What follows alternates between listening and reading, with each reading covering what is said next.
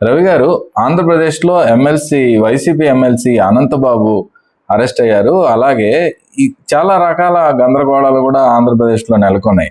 ఓవరాల్గా ఏమంటారు సార్?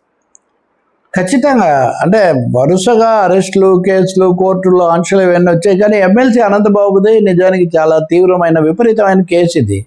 ఈయన ఎమ్మెల్సీగా ఉండగా తన డ్రైవర్ డెడ్ బాడీని వాళ్ళ ఇంటికే పార్సల్ చేశాడు, హోమ్ డెలివరీ పంపించాడు అన్నది ఈయన మీద వచ్చిన అతి తీవ్రమైన ఆరోపణ. నిజంగా మనం షాకింగ్. ఆయనకు రోజు డ్రైవర్గా ఉన్న వ్యక్తి హత్యకు గురి అయితే అతన్ని కారులో పెట్టి అక్కడ ఇంటికి పంపించేశాడు. ఆయన పంపించి ఇతని అంత్యక్రియలు వీటన్నిటికీ నేనే సాయం చేస్తాను ఏదో చెప్పాడు.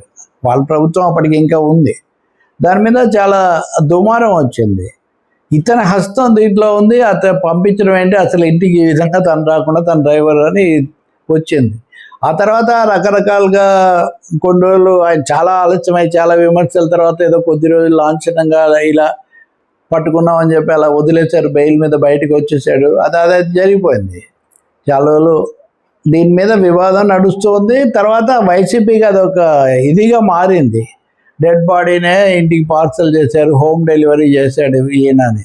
ఆయన భార్యకు కూడా దీంట్లో పాత్ర ఉంది అని ఆరోపణలు రావడం, పోలీసులు కూడా ఎఫ్ఐఆర్లు పెట్టడంతో ఆమె ఏమో కోర్టుకు వెళ్ళి తనకు ముందస్తుగానే బెయిల్ ఇవ్వాలంటే కోర్టు నిరాకరించింది. ఇలా జరిగింది. సో ఎట్టకేళ్లకు ఆయన ఈ 2-3 రోజుల్లో ఆయన అరెస్ట్ చేయొచ్చని వార్తలు వస్తుండగా ఆయన ఈరోజు ఈయన అరెస్ట్ అయినట్టుగా పోలీసులు ప్రకటించారు. అంటే ఆయన ఏదో లోబడబెట్టడానికి వెళ్తున్నారు. ఒక వ్యక్తి తానుగా వెళ్ళి సరెండర్ అయితే అదొక లెక్క, పోలీసులే పట్టుకుంటే అదొక లెక్క.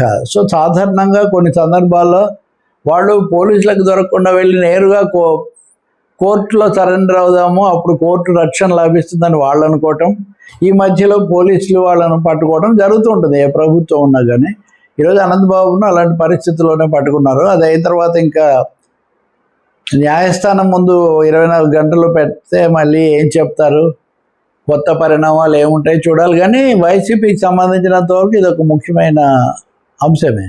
ఇవి కాకుండా చాలా కేసులు, లిక్కర్ కేసు ఉంది. ఇప్పుడు అంతకుముందు మొదలై ఒక దశ వరకు వెళ్ళిన తర్వాత అది ఆగింది. ఇప్పుడు రాజ్ కసిరెడ్డి వీళ్ళందరినీ విచారించడానికి, ధనంజయ రెడ్డి వీళ్ళని విచారించడానికి మాకు అనుమతి ఇమ్మని చెప్పి ఆ సిట్ హైకోర్టును కోరుతుంది. అంబటి రాంబాబు గుంటూరులో ఆయన ఇంటి మీద దాడి జరిగింది, ఆయన అప్పుడు దుర్భాషలాడాడని అరెస్ట్ చేశారు. ఇవన్నీ మనం చూసాం కదా. ఆయన ఈ మధ్య అమరావతిలో రహదారి రాకపోకలకు ఆటంకం కల్పించారని ఆయన మీద కేసు పెట్టారు. కడప జిల్లాలో దస్తగిరి అనే ఒక వైసీపీకి సంబంధించిన ఆయన హత్యకు గురయ్యాడు. హత్యకు గురైతే ఇది కావాలనే వైసీపీ వాళ్ళే చేశారు, వాళ్ళ ఆస్తుల పంపకంలో వైసీపీ నాయకుడే దీన్ని వెనకున్నాడని కూటమి నాయకులు, తెలుగుదేశం నాయకులు ఆరోపిస్తున్నారు. అది వరుసగా నడుస్తుంది. వైసీపీ వాళ్ళేమో లేదు మా మీద రెట్టడానికి ప్రయత్నిస్తున్నారు. ఆయన భార్య రమణమ్మ, ఆయనకి ఏమీ సమస్యలు లేవు, మాకేమో అంతర్గత విభేదాలు లేవని ఆమె చెప్తుంది. కానీ ఏదైనా అది ఉద్రిక్తంగా కొనసాగుతోంది. ఇవి కాకుండా ఉద్యోగులకు సంబంధించి లేకపోతే విధి నిర్వహణలో చేసినవి ఆ కేసులు అవి నడుస్తున్నాయి. సోషల్ మీడియా పోస్టులు వాటి పెట్టడానికి సంబంధించి సజ్జల భార్గవరెడ్డి అనే వైసీపీ సోషల్ మీడియా కన్వీనర్గా ఉన్న ఆయన మీకు బెయిల్ అంతకుముందు ఇచ్చినప్పటికీ న్యాయస్థానం తీవ్రమైన వ్యాఖ్యలు చేసింది. మీరు ఇష్టం వచ్చినట్టుగా ఇలాంతా చేస్తారా, ఇదంతా కుదిరే ఇది కాదు, ఇలా మన నాగరికతను పరిహసించడం ఏంటిది అన్న పద్ధతిలో ఆయన మీద వాళ్ళు న్యాయస్థానమే తీవ్రమైన వ్యాఖ్యలు చేసింది. ఇంకొక చోటేమో పవన్ కళ్యాణ్ ఉప ముఖ్యమంత్రిని ఒక కమెడియన్, అతనేమీ వైసీపీ కాదు కానీ అవమానకరమైన వ్యాఖ్యలు చేశాడని అతన్ని కూడా అరెస్ట్ చేశారు. సో చూస్తూ ఉంటే ఒక రెడ్ బుక్ అంటారు కదా, రెడ్ బుక్ 2nd ఎడిషనో 3rd ఎడిషనో నడుస్తున్నట్టుగా కనిపిస్తుంది. వాళ్ళు కూడా ఆ మేరకు తీవ్రంగా జగన్మోహన్ రెడ్డి పులివెందులకు వెళ్ళారు. ఉదాహరణకు మొన్న పులివెందులకు వెళ్ళగానే మా వైసీపీ అభిమానులందరి మీద కేసులు పెట్టి వేధిస్తున్నారు. వచ్చేది మన రాజ్యమే, వీటన్నిటిని మనం ఎదుర్కొంటాం, మీకు నేను అనగా మీరేం భయపడకండి, అది ఇదేనా ఆయన ఒక పెద్ద ప్రకటన చేశారు. వీటన్నిటిని మించి పూడి శ్రీహరి వైసీపీ రాష్ట్ర కార్యదర్శి మీడియా విభాగం ఆయన చంద్రబాబును కించపరిచే, అంటే చంద్రబాబు చేతిలో కత్తి, రక్త మరకలు ఇవన్నీ ఉన్న ఒక పోస్ట్, సోషల్ మీడియా పోస్ట్ పెట్టారు ఎవరో, సంథింగ్ గిరి అని.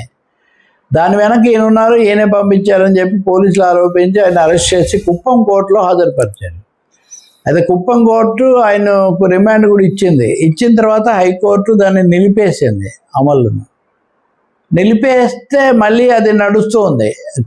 అప్పుడు వీళ్ళు మళ్ళీ నిలిపేశారు కానీ దాన్ని మీరు కొట్టేయలేదు, అలా అయితే మమ్మల్ని అరెస్ట్ చేస్తారు అంటే, అరెస్ట్ చేస్తే అప్పుడు రండి, మీరు ఊరికేదో హడావుడి పడతారని హైకోర్టు వ్యాఖ్యానించింది. ఇప్పుడు నేను మీకు వరుసగా ఒక అరడజన్ చెప్పా.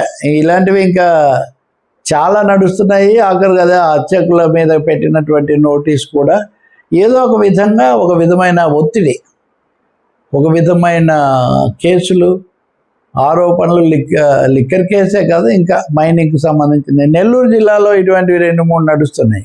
సో ఒక సిరీస్ ఆఫ్ ఇన్సిడెంట్స్, కేసులు, వీటిని ఎదుర్కోవడానికి వీళ్ళు మా మీద రాజకీయ కక్ష సాధింపు అని చెప్పడం, ఈ తతంగం అంతా. ఇప్పుడు హనీ ట్రాప్ అని ఒకటి వచ్చింది, అది కూడా వైసీపీ వాళ్ళే దీని వెనక ఉన్నారని, టీడీపీ వాళ్ళే ఉన్నారని వాళ్ళు ఒకరినొకరు ఆరోపించుకుంటున్నారు. అయితే ఆ ఎస్పీ శ్రీనివాసులు మట్టుకు, మీరు ఫోటోలు సోషల్ మీడియాల ఆధారంగా రాజకీయ వ్యాఖ్యలు చేయకండి, మేము సమగ్రంగా దర్యాప్తు జరుపుతున్నాం, ఎవరి మీద చర్య అవసరాన్ని బట్టి తీసుకుంటాము అని చెప్పారు.